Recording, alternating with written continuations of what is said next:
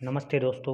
इस वीडियो में हम प्राचीन भारत के महत्वपूर्ण प्रश्न पढ़ेंगे जो परीक्षा में बार बार पूछे जाते हैं। और ऐसे ही प्रश्नों को प्राप्त करने के लिए इस चैनल को सब्सक्राइब करें और आगे आपको राजनीतिक, पॉलिटिकल, हिस्ट्री, ज्योग्राफी इनके प्रश्न हैं जो परीक्षा में बार बार पूछे जाते हैं मिलेंगे। तो शुरू करते हैं क्वेश्चन नंबर 1 से। शुरू करते हैं। विक्रमी संवत प्रारंभ हुआ। ए 58 ईसा पूर्व, बी 78वीं, सी 57 ईसा पूर्व, डी 73 ईसा पूर्व। तो गुप्त संवत, विक्रमी संवत और शक संवत, ये तीन प्रमुख संवत है जो भारत के इतिहास में पूछे जाते हैं। शक संवत की शुरुआत की थी कनिष्क ने अपने राज्याभिषेक के अवसर पर 78 ईस्वी में, और बौद्ध संगीति भी हुई थी। गुप्त संवत की शुरुआत की थी चंद्रगुप्त प्रथम ने 319 ईस्वी में। विक्रमी संवत का प्रारंभ हुआ था 57 ईसा पूर्व में, यानी इसका सही उत्तर है सी। नेक्स्ट है, आधुनिक देवनागरी लिपि का प्राचीनतम रूप है। ए खरोष्टी, ब ब्राह्मणी, स प्राकृत, द पाली। तो आधुनिक देवनागरी लिपि जो हिंदी भाषा की लिपि है उसका प्राचीनतम रूप है वो है ब्राह्मणी लिपि। तो इसका सही उत्तर होगा ब। नेक्स्ट क्वेश्चन है, किस विदेशी यात्री ने भारत का दौरा सबसे पहले किया था? ए हेनत्सांग, ब मेगास्थनीज, स इतिसंग, द पहायान। तो यहाँ पूछा गया कि सबसे पहले कौन आया था। तो इस क्वेश्चन को करने के लिए हमें इनका काल जानना होगा। तो मेगास्थनीज मौर्य काल में आया था, हेनसांग चीनी यात्री था, पहायान भी चीनी यात्री था। हेनसांग हर्षवर्धन के शासनकाल में आया था और फायान चंद्रगुप्त विक्रमादित्य के शासनकाल में आया था। तो ये एक गुप्त काल में आया था, एक वर्धन वंश काल में आया था और एक मौर्य काल में आया था। तो मौर्य काल है वो सबसे पहले पढ़ा जाता है, तो इसका उत्तर सीधा सीधा ब होगा कि मेगास्थनीज सबसे पहले आया था। तो इसका उत्तर होगा ब।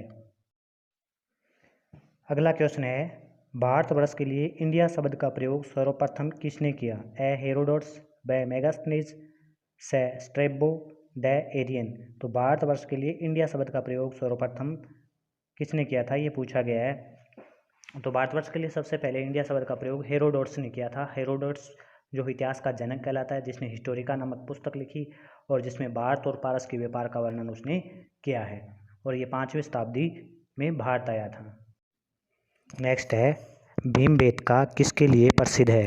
ए गुफाओं के शैलचित्र, ब खनिज, स बौद्ध प्रतिमाएं, द सोन नदी का उद्गम स्थल। तो भीमबेटका प्रसिद्ध है गुफाओं के शैल चित्रों के लिए। तो इसका उत्तर होगा ए। नेक्स्ट क्वेश्चन है, प्राचीन नगर तक्षशिला निम्नलिखित में से किसके बीच स्थित था? ए सिंधु व झेलम नदी है, ब झेलम व चेनाब, स चेनाब व रावी, द रावी व ब्यास नदी। तो तक्षशिला है जो प्राचीन भारत में शिक्षा के लिए प्रसिद्ध था, और यह वर्तमान पाकिस्तान में स्थित था, जो सिंधु व झेलम नदी के बीच में स्थित था। तो इसका उत्तर है सिंधु व झेलम नदी के बीच में तक्षशिला स्थित था। नेक्स्ट क्वेश्चन है, भारत में निम्नलिखित के आने का सही कालानुक्रम क्या है? 1 सोने के सिक्के, 2 आहत मुद्रा चांदी के सिक्के, 3 लोहे का हल, 4 नगर संस्कृति। तो इनमें सबसे पहले कौन है और उसके बाद में इस हिसाब से क्रम वाइज इन्हें व्यवस्थित करना है।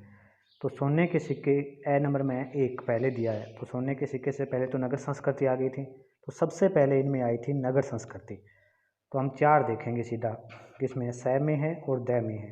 तो नगर संस्कृति के बाद में लोहे का हल दोनों में दे रखा है, और 1 और 2 दे रखा है, यानी पहले सोने के सिक्के आए थे या आहत मुद्रा चांदी के सिक्के आए थे। तो पहले आहत मुद्रा आई थी, यानी नगर संस्कृति के बाद में लोहे का हल और उसके बाद में आहत मुद्रा और उसके बाद में सोने के सिक्के आए थे।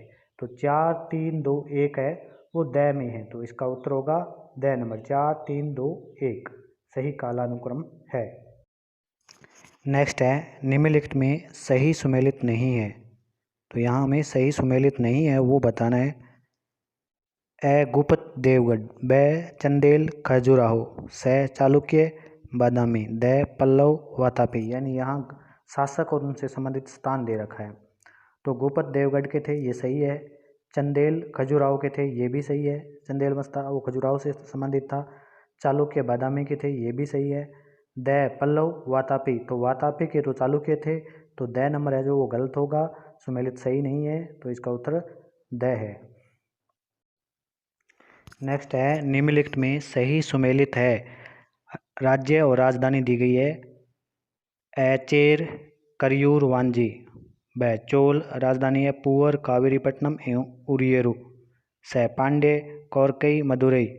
द उपरोक्त सभी सही सुमेलित है। तो यहाँ दक्षिण भारत के राज्य और उनकी राजधानियाँ दी गई है, उनमें हमें बताना है कि सही सुमेलित कौन सा है। तो चेर, करियूरू, वांजी सही सुमेलित है। चेरों की राजधानी करियूर और वांजी रही थी। चोल, पुहर, कावेरीपट्टनम और उरियरू ये भी सही है। पांड्य, कोरकई, मदुरई ये भी सही है। तो उपरोक्त सभी सही सुमेलित है। उत्तर है इसका द। नेक्स्ट क्वेश्चन है बौद्ध, जैन व ब्राह्मण धर्म में कौन सी धारणा एक जैसी है? कर्मवाद का सिद्धांत। ब आत्मा की अनश्वरता। स ईश्वर में विश्वास। द कठोर तप एवं वैराग्य। तो हमें बताना है बौद्ध, जैन और ब्राह्मण धर्म में एक जैसी जो धारणा है, तीनों में एक जैसी धारणा है वो बताना है। तो तीनों ही धर्मों ने क्रमवाद के सिद्धांत को माना है। ब्राह्मण यानी भागवत गीता में कहा गया है कि कर्म करते रहो, फल की चिंता मत करो, और आप भी अपना कर्म करते रहो, फल की चिंता मत करो, एक दिन सिलेक्शन हो ही जाएगा अगर कर्म करते रहोगे, अगर पढ़ाई जारी रखोगे तो ये तीनों क्रमवाद का सिद्धांत है वो तीनों धर्मों में है। तो इसका उत्तर होगा ए। 11 नंबर क्वेश्चन है प्राचीन कालीन भारत में हुई वैज्ञानिक प्रगति के संदर्भ में कौन सा कथन सही नहीं है? प्रथम शती ईस्वी में विभिन्न प्रकार के विष्ट शल्य औजारों का उपयोग आम था। ब तीसरी सदी ईस्वी के आरंभ में मानव शरीर के आंतरिक अंगों का प्रत्यारोपण शुरू हो चुका था। स पाँचवीं शती ईस्वी में कोण के ज्या का सिद्धांत ज्ञात था। द सातवीं शती ईस्वी में चक्रीय चतुर्भुज का सिद्धांत ज्ञात था। ये क्वेश्चन मुश्किल क्वेश्चनों में से हैं, लेकिन उतना मुश्किल नहीं है क्योंकि यहाँ नहीं पूछा गया है कि कौन सा कथन सही नहीं है, और 3 कथन इनमें से सही है, एक जो सही नहीं है वो कथन हमें बताना है। तो प्रथम स्टेज में तो शल्य औजारों का उपयोग था। ये वह में कहा गया है कि तीसरी सदी के आरंभ में मानव शरीर के आंतरिक अंगों का, यानी शरीर के जो आंतरिक अंग है उनका प्रत्यारोपण शुरू हो चुका था। तो ऐसा तो कहीं साक्ष्य मिले ही नहीं है, ऐसे कहीं साक्ष्य नहीं मिले कि आंतरिक अंगों का प्रत्यारोपण शुरू हो चुका था तीसरी सदी ईस्वी में। तो ये गलत है, तो इसका उत्तर ब ही होगा। 5वीं सदी ईस्वी में तो कोण के ज्या का सिद्धांत ज्ञात था। 7वीं सदी ईस्वी में चक्रीय चतुर्भुज का सिद्धांत ज्ञात था, ये भी सही है। नेक्स्ट क्वेश्चन है निम्न में से गुर्जरों को किस शासक ने पराजित किया? प्रभाकर वर्धन, ब राज्यवर्धन, स हर्षवर्धन, द शशांक। तो प्रभाकर वर्धन, राज्यवर्धन, हर्षवर्धन ये है वर्धन वंश के शासक। शशांक था वो बंगाल का शासक था, और गुर्जरों को पराजित किया था प्रभाकर वर्धन ने नहीं, राज्यवर्धन ने भी नहीं, हर्षवर्धन ने गुर्जरों को पराजित किया था। तो इसका सही उत्तर होगा स। नेक्स्ट क्वेश्चन है कथन और कारण वाला। कथन ए है हर्षवर्धन ने किसी नवीन शासन प्रणाली को जन्म नहीं दिया। कारण आर है हर्षवर्धन ने गुप्त शासन प्रणाली को कुछ संशोधनों के साथ अपनाया। ए और आर दोनों सही है तथा आर ए की सही व्याख्या करता है। ब ए और आर दोनों सही है किंतु आर ए की सही व्याख्या नहीं करता। स ए सही है और आर गलत है। द आर सही है और ए गलत है। तो हर्षवर्धन ने किसी भी नवीन शासन प्रणाली को जन्म नहीं दिया था, ये सही है, कथन है जो सही है। उसका कारण है जो इसकी सही व्याख्या कर रहा है या नहीं। कारण कह रहा है कि हर्षवर्धन ने गुप्त शासन प्रणाली को कुछ संशोधनों के साथ अपनाया था। हाँ सही है कि हर्षवर्धन ने गुप्त शासन प्रणाली है उसी को कुछ संशोधनों के साथ अपनाया था, किसी नवीन शासन प्रणाली को जन्म नहीं दिया था। तो कथन ए और कारण आर दोनों सही है, और आर है जो ए की सही व्याख्या कर रहा है, यानी गुप्त शासन प्रणाली के बारे में, यहाँ शासन प्रणाली के बारे में वर्णन किया गया है, और कारण कथन में भी शासन प्रणाली का ही जिक्र किया गया है। तो ये आर है जो कथन ए की सही व्याख्या कर रहा है। तो इसका सही उत्तर होगा ए और आर दोनों सही है तथा आर ए की सही व्याख्या करता है। नेक्स्ट है मुद्राक्ष पुस्तक का लेखक कौन था? ए विशाखादत्त, ब कौटिल्य, स बाणभट्ट, द कल्लन।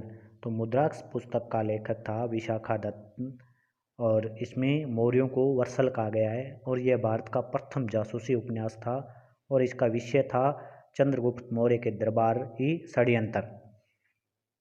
तो इसका सही उत्तर होगा ए विशाखादत्त। मुद्राक्ष पुस्तक का लेखक कौन था? विशाखादत्त। नेक्स्ट क्वेश्चन है दिल्ली नगर की स्थापना की थी? ए चौहानों ने, ब तोमरों ने, स परमारों ने, द प्रतिहारों ने। तो दिल्ली नगर की स्थापना की थी तोमरों ने। तो इसका उत्तर होगा ब। नेक्स्ट है निम्नलिखित में से भारत पर पहली बार आक्रमण करने वाला कौन था? ए अफगान, ब मंगोल, स अरब, द तुर्क। तो इनमें से भारत पर पहली बार आक्रमण करने वाले अरब थे। तो इनका सही उत्तर होगा स। अगला क्वेश्चन है डीलवाड़ा मंदिर कहाँ पर स्थित है? ए श्रवणबेलगोला, ब पार्श्वनाथ पर्वत, स इंदौर, द आबू पर्वत। तो डीलवाड़ा मंदिर है वो राजस्थान के आबू पर्वत पर स्थित है। तो इसका उत्तर द सही है।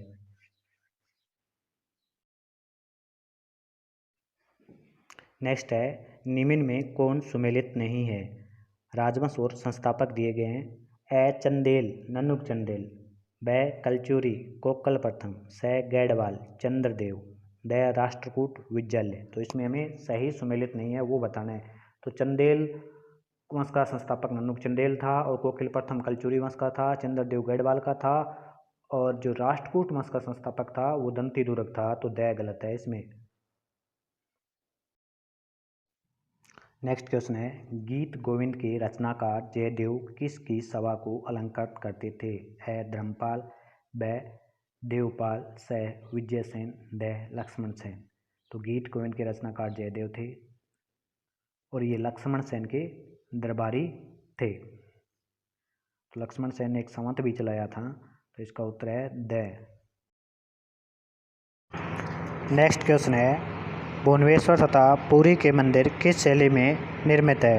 ए नागर, ब द्रविड़, स वेसर, द इनमें से कोई नहीं। तो भुवनेश्वर और पुरी के मंदिर है वो नागर शैली में निर्मित है। तो इसका उत्तर है ए। नेक्स्ट क्वेश्चन है निम्नलिखित में से भारत पर प्रथम आक्रमणकारी था? ए कुतुबुद्दीन ऐबक, ब मोहम्मद गजनवी, स मोहम्मद बिन कासिम, द मोहम्मद गोरी। तो भारत पर इनमें से सबसे पहले आक्रमण मोहम्मद बिन कासिम ने किया था। मोहम्मद गजनवी ने सोमनाथ मंदिर को लूटा था 1025 ईस्वी यानी 1000 ईस्वी के बाद में जो आक्रमण हुए थे मोहम्मद गजनवी के। और मोहम्मद गोरी के आक्रमण हुए थे 1191-92 में त्राइन के युद्ध हुआ था और कुतुबुद्दीन ऐबक है जो मोहम्मद गोरी का गुलाम था। तो इसका उत्तर होगा स मोहम्मद बिन कासिम। नेक्स्ट क्वेश्चन है सम्रांगण सूत्राधार सरस्वती कंठाभरण योग सूत्रवर्ती आयुर्वेद श्रवसव पुस्तकें किसके द्वारा रचित है? ए भोज परमार, ब विशलदेव, श हर्षवर्धन, द विक्रमादित्य। तो ये सम्रांगण सूत्राधार सरस्वती कंठाभरण योग सूत्रवर्ती आयुर्वेद श्रवसव ये पुस्तकें किसके द्वारा रचित है? ये पुस्तकें हैं भोज परमार द्वारा रचित है। इसका उत्तर ए। नेक्स्ट है प्रतिहार राष्ट्रकूट पाल के बीच त्रिपक्षीय संघर्ष का आरंभ वैंत किस राजवंश ने किया?